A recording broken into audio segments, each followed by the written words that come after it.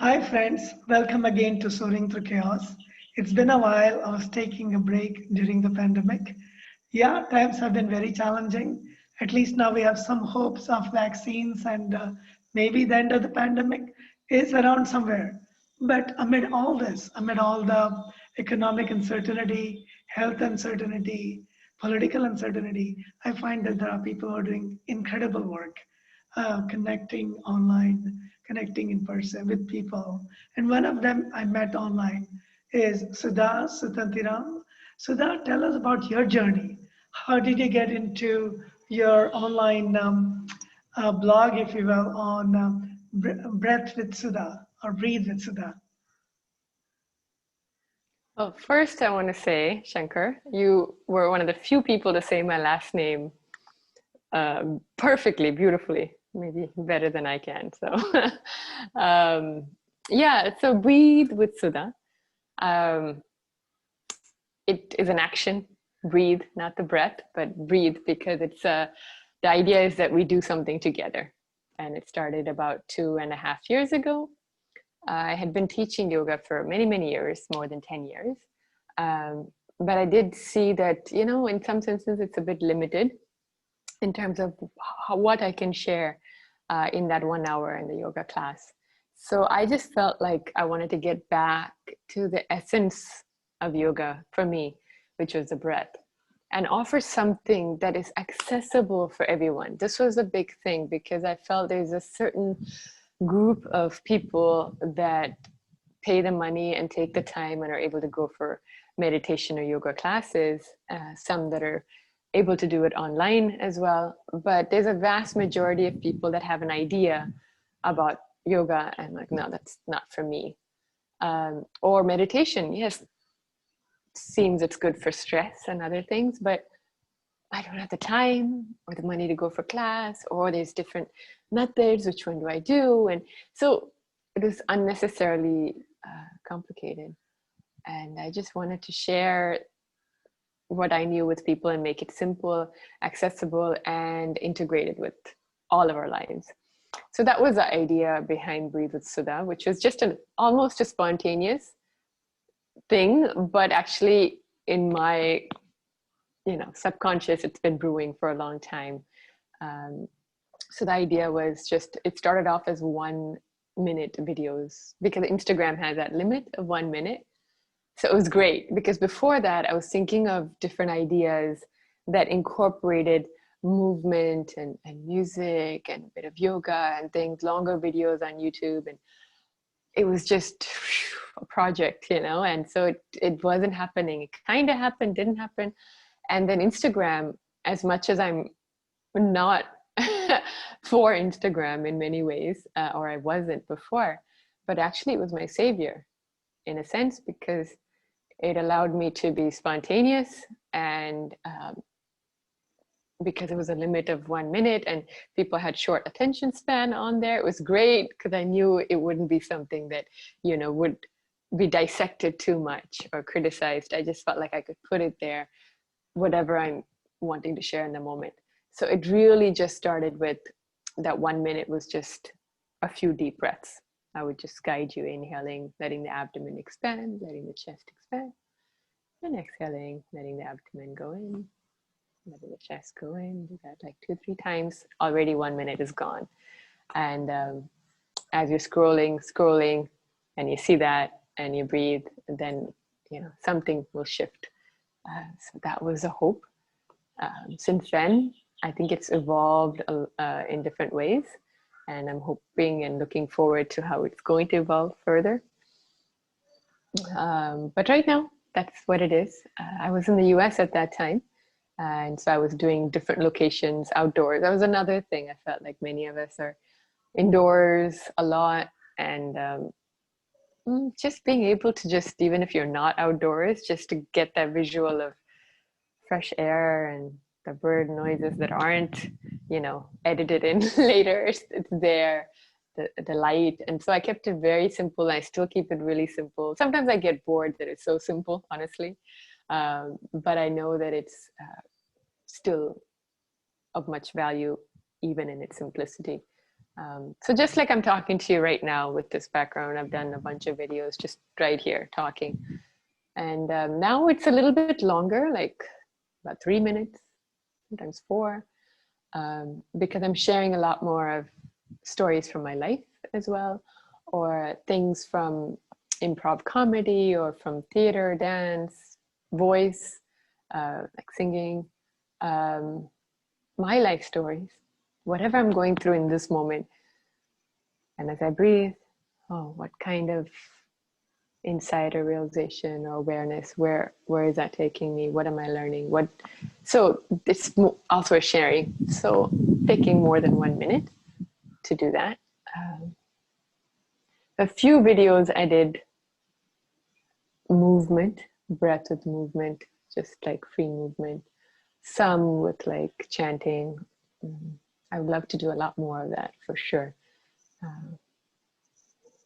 Yeah, it's a lot. It's a lot of different things. Many of them for one whole series I did of just yoga postures, but related to the psychology, right? Like each posture, how it affects us psychologically.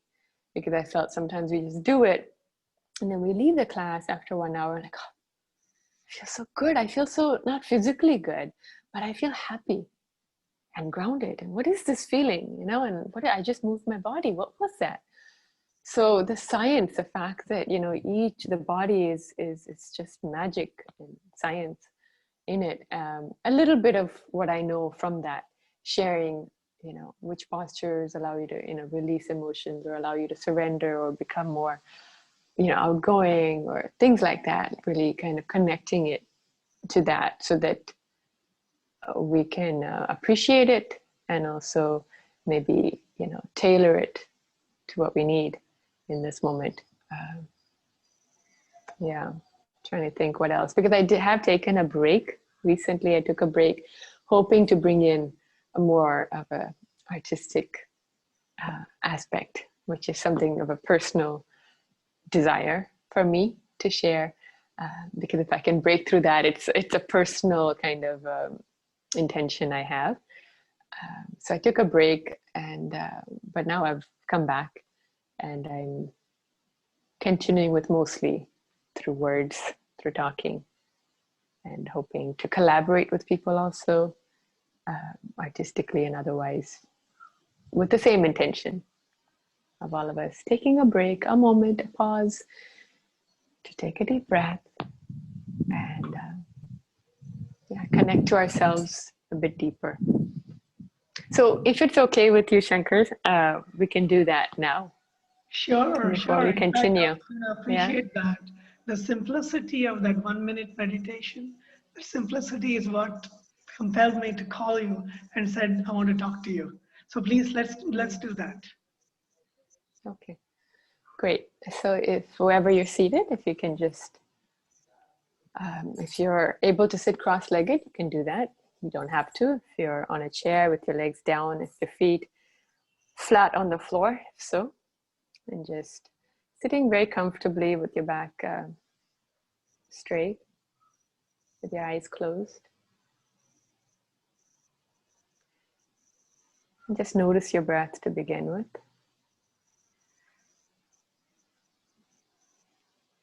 And the sounds around you. Allow your body and mind to settle. And gently now squeeze all the air out, squeezing your abdomen in, full exhalation. And then as you inhale, gently allow your abdomen to expand, allowing your chest to rise and expand. And as you exhale, gently squeezing your abdomen in, belly button towards the spine, and letting your chest fall.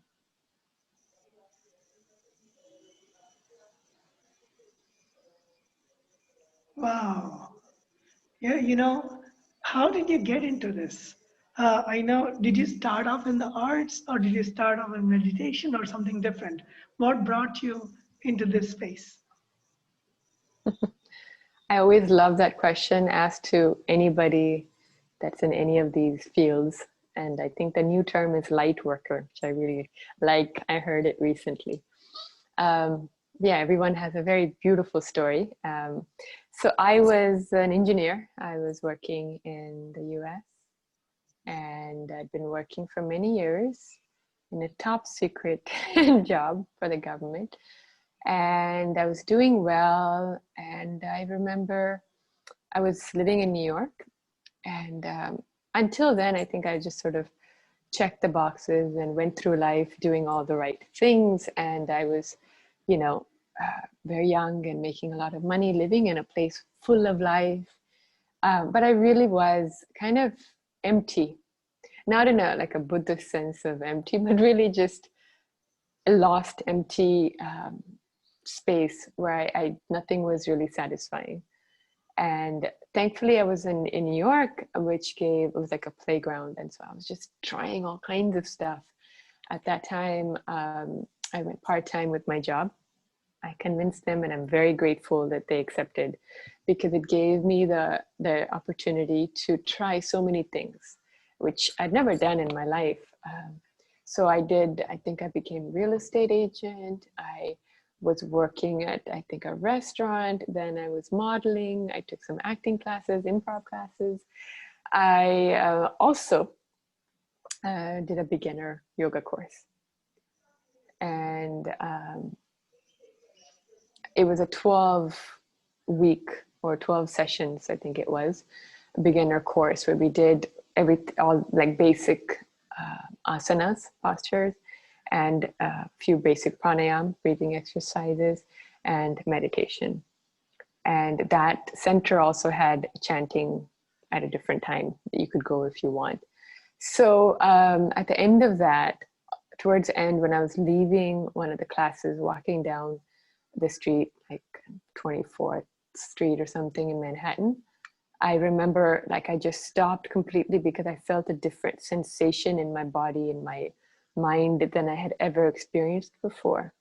Because until then I was doing so much, right? I was running around doing everything, whatever energy I had, I would use it to its limit, just constantly running around, exploring life, seemed like fun.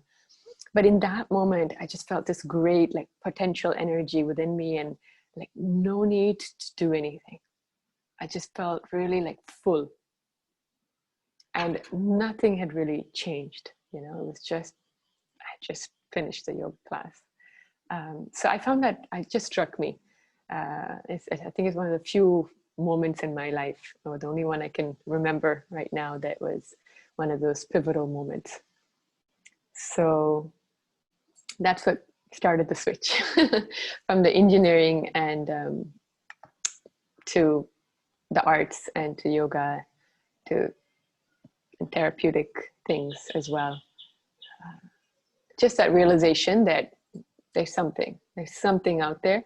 This is one key, and maybe there's others. I had been doing dance at that time as well, at Broadway Dance Center in New York, and I did feel something there as well that was natural for me.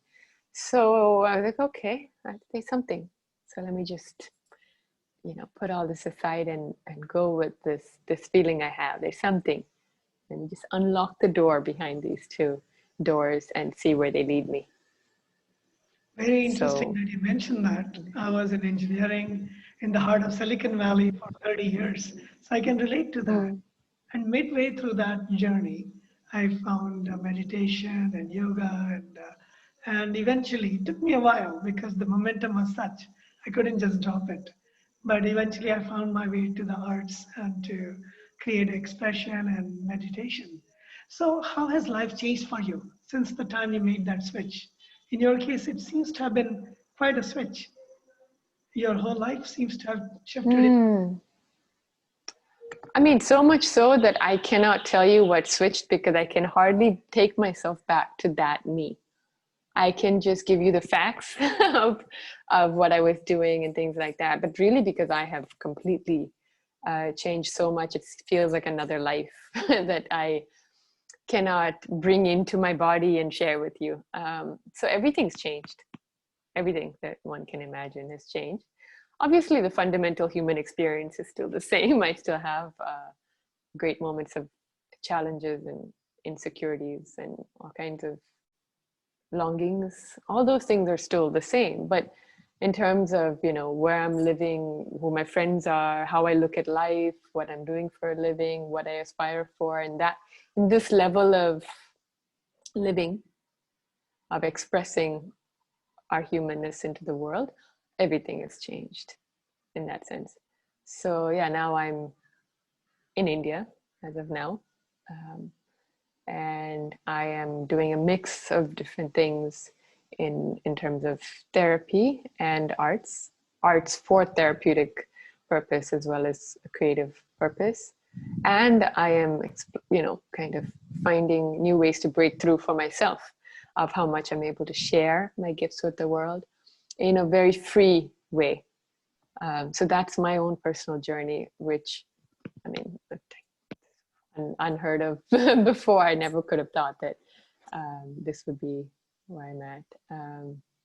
Yeah, it's really hard to answer that question because I can't remember how it was, but I'm trying to remember, because that's why I feel the need to connect with people that are in a particular lifestyle, because I did live it for so long, of, you know, doing the perfect studies and working and doing all those things, you know, work out and squeezing in time to like make dinner and like just that routine, which can be beautiful for some people. It works because they have their journey within that. But for some of us, like me, I didn't have my inner journey at all. So it was only about that routine and it wasn't doing it for me. So I do connect to people that are looking for something and don't know like what they're looking for, but they're looking. So those are the people I'm really speaking to.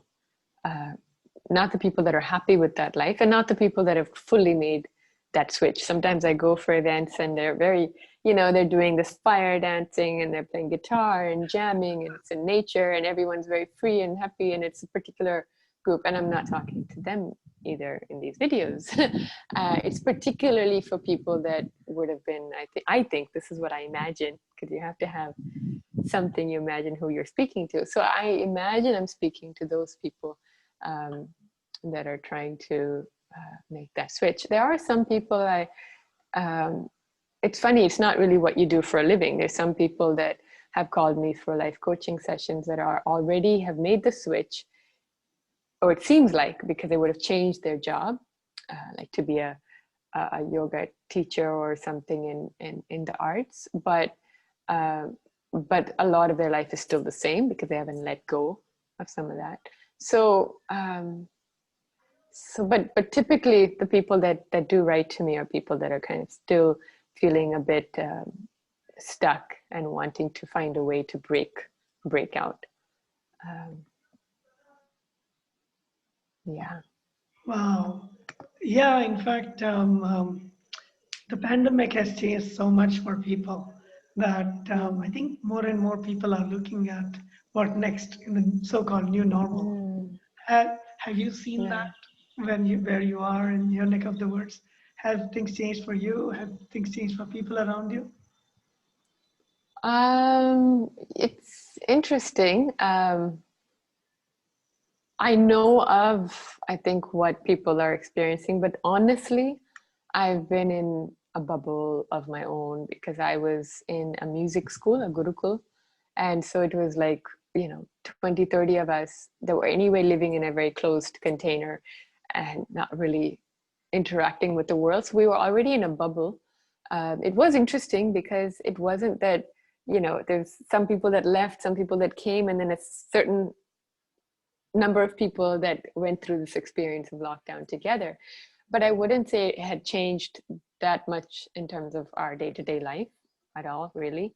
And now I've left that school and I'm in another bubble. So to tell you the truth, my life hasn't changed that much. But if anything, if I had to guess, if you asked me a logical question of why, I would say I may have been on this path, and many of us may have been on this path longer. So I've had my own kind of lockdown in a sense, self-imposed maybe, for a long time. So a lot of what people might be going through now, I have gone through. So it's just externally imposed now through the virus and through the government. But I can't say I can't relate to that experience. I may not have been wearing a mask, but I know what it's like to face yourself in that darkness. And I think that's really what it's about. It's that we're collectively doing it now. And so if anything, I feel more connected to more people because we're all going there. We're forced to go there. But yeah, so if anything, I feel like it's more in line with what I'm doing, because we're all having to pause and take a moment, or many, many, many moments, to just take deep breaths, because we have to surrender to the moment, to what the universe is telling us. And people can't plan the future and can't travel as much. And these are all things I was actually speaking about. Travel was, I think, on a couple of my videos as well, how we try to escape ourselves through travel. We think, sometimes we might think we're expanding our minds and things like that, but really underneath it, we might be just escaping ourselves and our lives. So some of those things, many of those things actually that I was speaking about have kind of come about. So I think it's a great, great, great, great opportunity. And so it's also propelled me, if I have to answer that question, it's propelled me, I think, to meet people more, to offer myself more. Yeah. Since I've already been on that journey, I think it's important that I don't hold back, because I have been holding back a lot, feeling like I think I question what I offer a lot. And so I think in this moment, it's helped me to have faith that that what I have to offer is of value, and to not hold back and dig deeper to be able to give even more freely than I am right now. So personally, that's my intention. And yeah, That's really important. And given that a lot of people, especially who have been through life, have seen many aspects of life, have been on the fast track, they want to get into something simpler, something easier. Do you have any suggestions for people on what they can do, or should they wait for the right opportunity? How would somebody go about that? well, I know there's no magic bullet, so but there's one, which is the breath. Because I always say, and in fact, as of this week, I've started offering life coaching sessions, but I always say that the breath is the greatest teacher. So really what's right for each person, only that person really knows. I can guide through the coaching, right? But really the objective is to guide back to that person's wisdom. And the breath, I really think, is the way in. So like in small thing, for example, small decisions that you're kind of confused about, if you, instead of thinking about it, what should I do, and all the different pros and cons, if you take a moment to not think about it at all and just take a few deep breaths, at the end you're like, I don't want to do it, I don't feel like it. Like it'll just come, as opposed to it like trying to like pull it out, it just comes.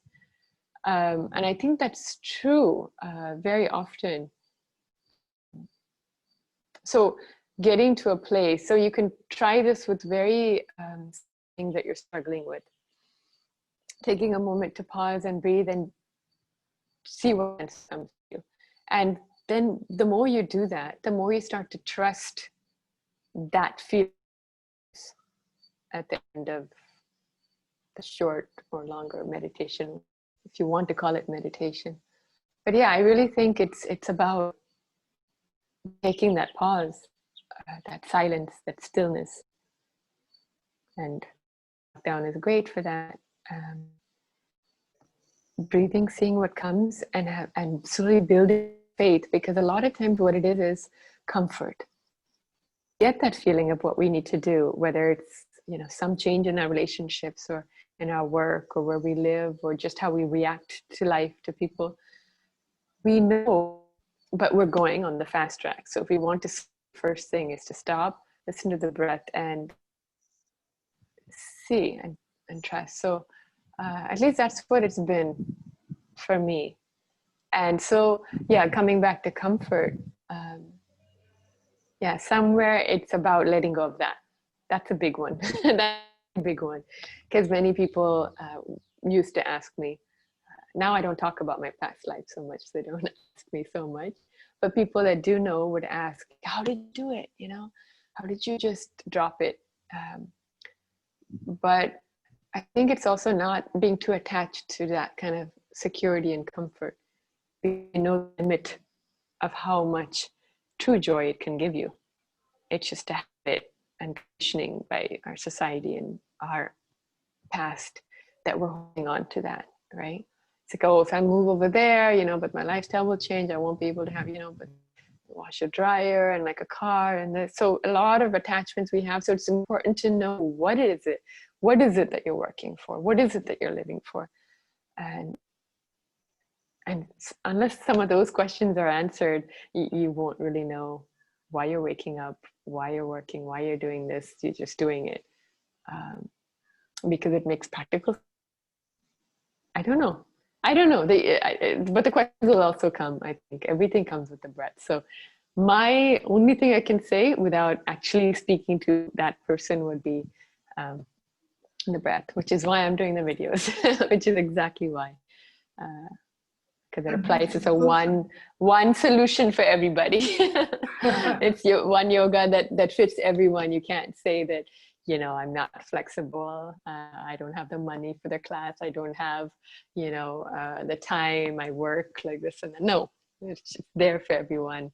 It's free. It's online. We all have Wi-Fi, so we can all access.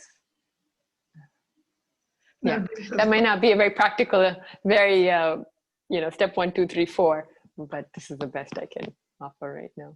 That's great. In fact, we are back again from the breath to the breath, and we can't stop breathing. So I'm grateful that you give us the time to talk about what it's like to breathe through the pandemic, to breathe through life, and to pause and really watch what's coming up. And I'm grateful. So those who are interested, please give us your feedback. And if you have something like this to share, I'm always listening.